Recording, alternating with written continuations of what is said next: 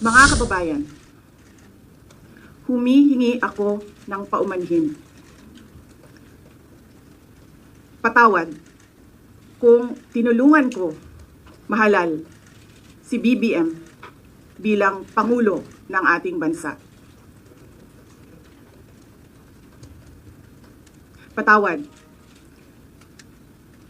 kung hanggang ngayon ay marami pa ring Pilipino ang nalulunod sa baha ng dahil sa malawakang korupsyon.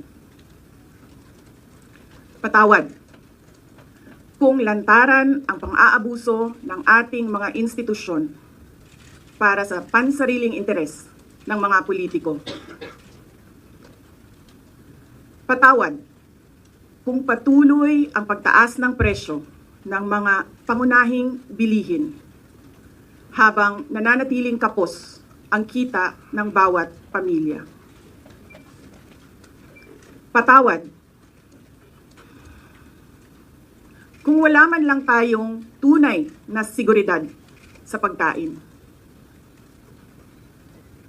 Patawad kung may nagkakasakit at binabawian bigla ng buhay dahil sa kakulangan ng maayos at epektibong healthcare system. Hindi ako kailanman natakot sa pagsira nila sa pangalan ko. Ngunit may takot ako para sa ating mga anak.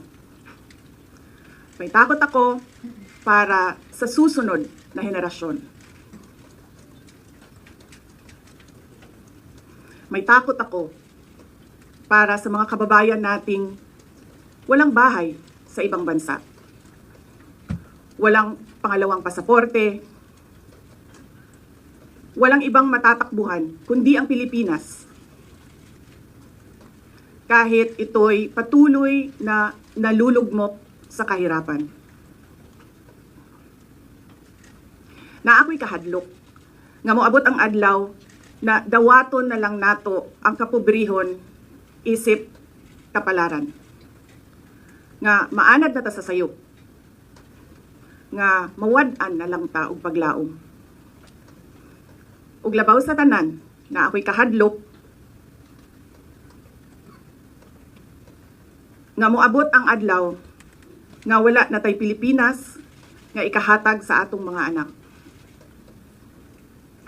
I cannot kneel before each and every Filipino to beg for forgiveness.